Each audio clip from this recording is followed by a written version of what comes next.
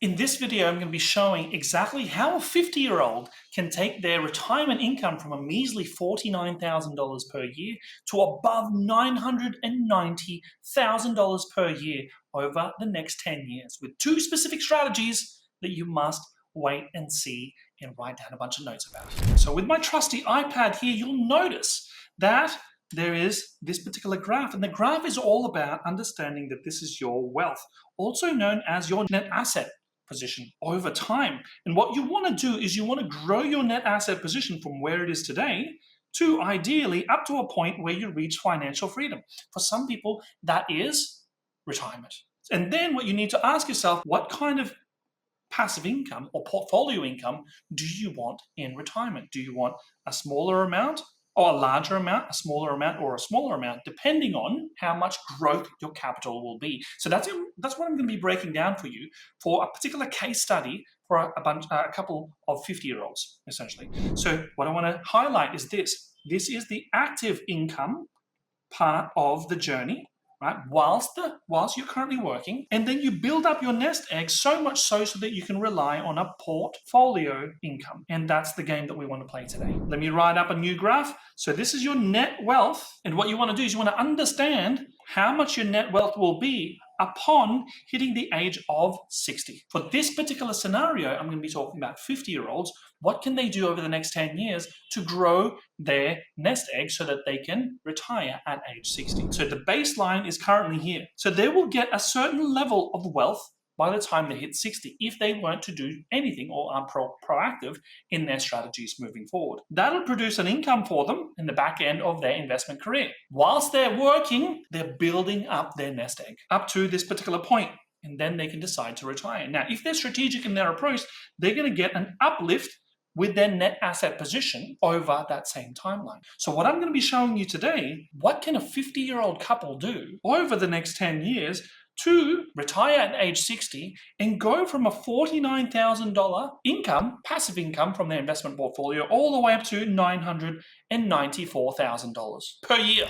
So the goal here is to understand what case study and what kind of financial position this particular case study is on. So the case study is looking like this. We've got two 50-year-olds, a couple with 3 children. They want to stop working at age 60. They're earning $300,000 income across the both of them. Let's just call it $150K each, with the capability of saving $50,000 per year of their cash flow surplus. They have a $2 million home with a $300,000 debt. Their goal is to pay that off ASAP, and with the current rate of $50,000 worth of savings, they are most likely going to be paying that off within the next 6 years. Their growth for that property is around 6.5% each and every single year. They've got a buffer of $100,000, and then superannuation invested in the typical industry super fund, fetching them approximately 9% per annum. So that's the baseline assumptions. Now, what does it actually look like with their current strategy, which is basically keeping it as it is, maintaining status quo to achieve their targets, which is retiring at age 60. So we look at the retirement projection baseline right here. $2 million property grows over the next 10 years to $3.75 million at 6.5% per year over a 10-year period. They've paid off their debt from $300 down to $0. The surplus of $50,000 helps them pay off their debt for the first 5 years. That's the assumption. In the last 5 years, they start to build it up at a 5% return on investment and becomes $276,000 of cash in their pocket. The buffer that they currently have, whilst the loan is still up and running, will save them or make them 6% per annum over the next 5 years, making $134,000 over a 5-year period, or saving them $34,000 worth of interest repayments. And if we expand that out by 5% year on year over the next 5 years, it takes them to $171,000 of cash in their pocket. Now, that gets them to $447,000 worth of available cash outside of superannuation invested at 5% return on investment, along with their home at $3.75 million, giving them a $4.197 million net asset position outside of superannuation. Now, inside of super, they keep making the super guarantee contributions from their employer at $30,600 per annum. At a 9% return on investment, takes them to $465K for the balance at the back end of their careers when they retire at age 60. super balance of $1 million today, taking them to 2.367 mil of super balance in 10 years' time, getting them a super potential or super position of $2.832 million. So that is now their baseline position. Now, what happens then? At 60, they want to retire. If they don't do anything, these are their options. They've got a few options as far as withdrawal strategy is concerned. The first one is the scenario of making sure that they grow their wealth at CPI plus 5%. The next one is CPI plus 2%, CPI being 2.5%. The third one is maintaining it with CPI, means you're not against inflation. Your portfolio is maintaining against CPI, therefore you get that cash flow necessary to grow as the years progress. And then the last one is they spend their portfolio up to age 100 years old, i.e. another 40 years in front of them. So if we were to run the numbers, and the assumption is the return on investment is 9%, weighted average return on investment in their whole portfolio, it means on a cash flow perspective, at worst case, they can pull out about $49,000 per year with the growth at CPI plus 5%. Another trade-off is if it's CPI plus 2%, you're looking at $147,000 per year. CPI only $213,000 per year because they'll have 3.279 mil worth of net assets with the cash and super added to one another. And then lucky last is $304,000 per year if they enjoy themselves and spend their kids' inheritances, leaving their principal place of residence alone. This is retirement with their principal place of residence. Now the question is, well, what if they change their mind and they decide to rent and utilize the capital in their principal place of residence as capital to be invested, thereby giving them more options in retirement? What does that look like? Well, let's map it out. Over those 5 different scenarios, or 4 different scenarios that I was telling you about, instead of 3.2 mil, they now have 7 mil worth of capital to invest. And in this particular scenario, they can pull out as much as $105K per annum. That's assuming it's CPI plus 5%. $316,000, that's CPI plus 2%. $456,000 per year, that's with CPI. And the lucky last one is $653,000 per year. Powerful stuff if you know what levers to pull. So very interesting. So the biggest difference here is that we're keeping the principal place residence versus not keeping it and renting elsewhere. So that's an initial trade-off that you'll have to make as an investor, as a retiree moving forward. Some people value their certainty, therefore they take a loss or a capped income or passive income target because of the fact that they've got certainty in their lives living in their own homes. Now, what if we change the outcome?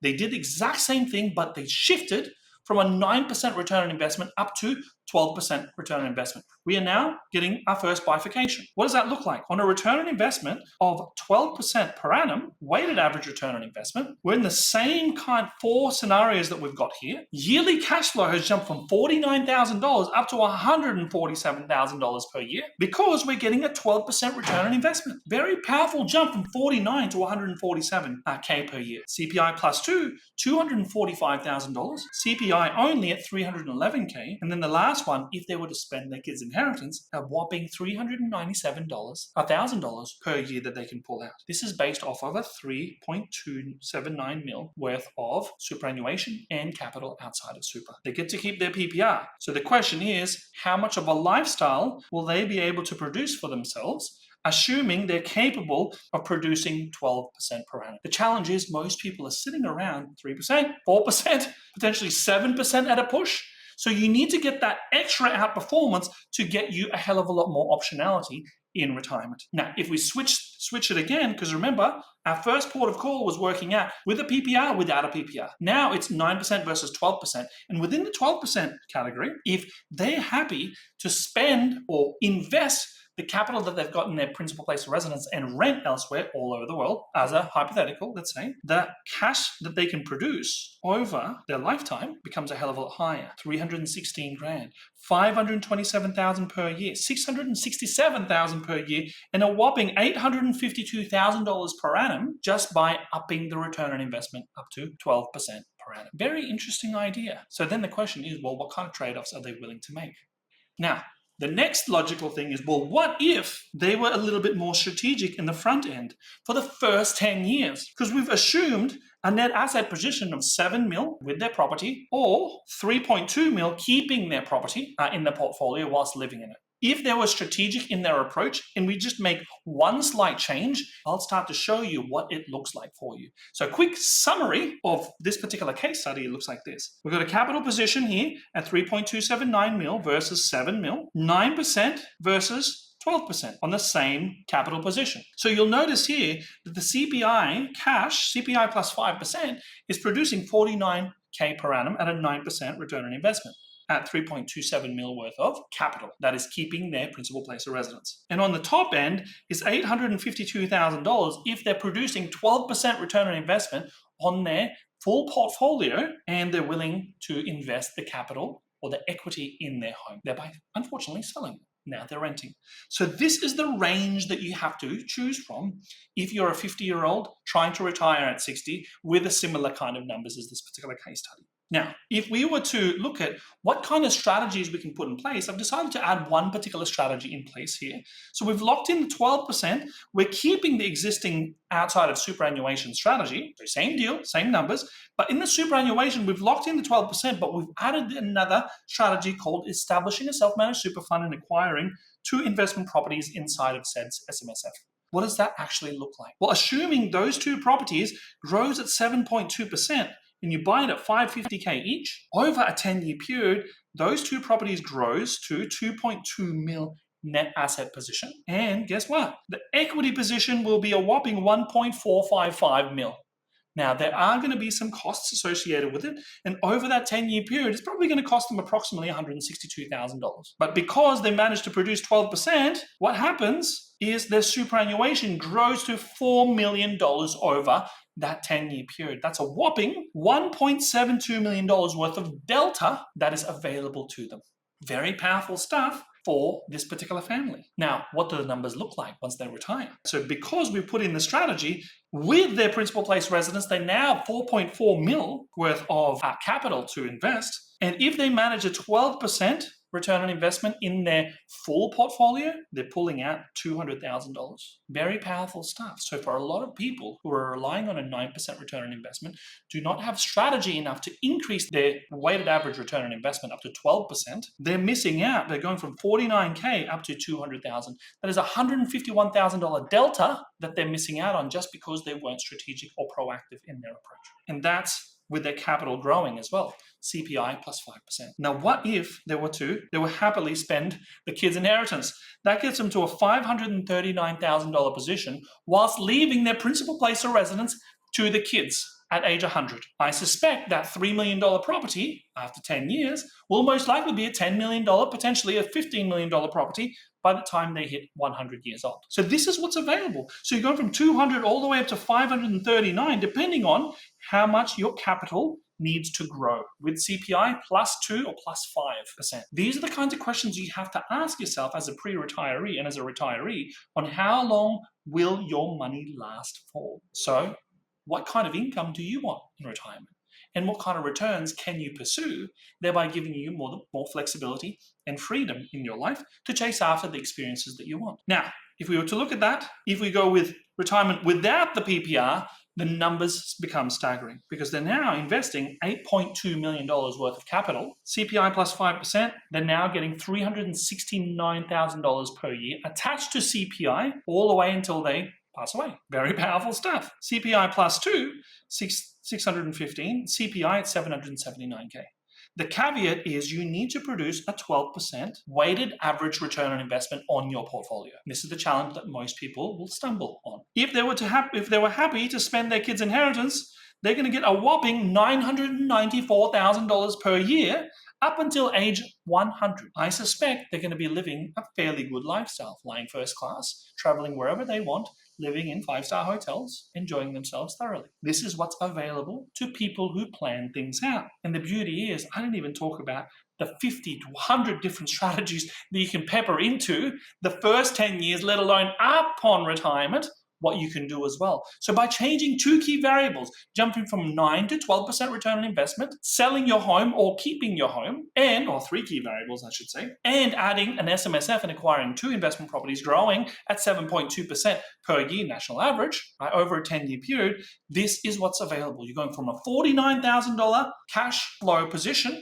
in retirement all the way up to $994,000. Very powerful stuff if done correctly. So if we look at the cash flows here, right? If we were to do that 10-year strategy, you are pulling out a fairly sizable amount of cash flow, portfolio income, while securing the capital as well. Unless, of course, you want to go down the path of spending your kids' inheritances. If you keep your principal place of residence, you can pull out $540,000. But if you want $450,000 more worth of options, you sell your home, you invest it at a 12% return on investment, and pull out $994,000 per year. Based on the starting point, where most people are sitting at 9% return, with no strategies whatsoever, feeling comfortable in their comfort zones, they don't have as many options moving forward. Now, admittedly, for this particular case study, it's looking like they're in a pretty solid position relative to the average Aussie. So maybe in the next few videos, I can show you what an average Aussie couple can produce for themselves. So to summarize, they've got a lot of upside to chase after. On the 4 different withdrawal strategies that they've got in front of themselves, CPI plus 5, CPI plus 2, CPI, and spend your kids' inheritance up to 100 years old, right? The range is 49,000 all the way up to 369K on the CPI plus 5. 147,000 all the way up to 615, 213 up to 779 on CPI only. And when you spend your kids' inheritance, 304 all the way up to $994,000. This is what's available for a lot of Aussies out there. If you don't know what you're doing, you need to read up on it and you need to understand your numbers better. So make sure you get the right advice, get the right team behind you to be able to orchestrate the results that you need for your life to get you the freedom and flexibility you desire. So a quick summary, lots of stuff to look at this. The biggest difference is return on investment with the PPR, without the PPR, ranging from 49,000 to 304K if you're happy to spend your kids' inheritance and get rid of all the capital altogether, but keep your principal place of residence, and $653,000 that you can pocket on a year-to-year basis if you're happily spending every single thing and leave zero inheritance for your family. Somewhere in the middle, 147K. At a 12% return on investment, all the way up to $852,000 if you are happy to spend your kids' inheritance and have zero to give away. And then lucky last, if you were to acquire 2 properties in the SMSF and use that over the next 10 years prior to retirement as a 50-year-old in this particular case study, we're growing the cash flow from $200,000 base all the way up to $994,000 per year, providing that you're happy to spend your kids' inheritance. Very powerful stuff. So the question I have for you is, which one do you fit in? Do you want to keep your principal place of residence? Are you happy to establish a self-managed super fund and acquire 1 or 2 properties inside there, thereby getting you an extra $1 million in retirement? And are you willing to spend your kids' inheritance? Right, so these are the quick questions that you need to ask yourself. Are you capable of producing 12% return on investment? Once you know how to get these things going, you can start to make the necessary adjustments to achieve your version of financial freedom. Any questions, comments, or concerns, hit me up in the comment box. I look forward to seeing you in the next video. Ciao.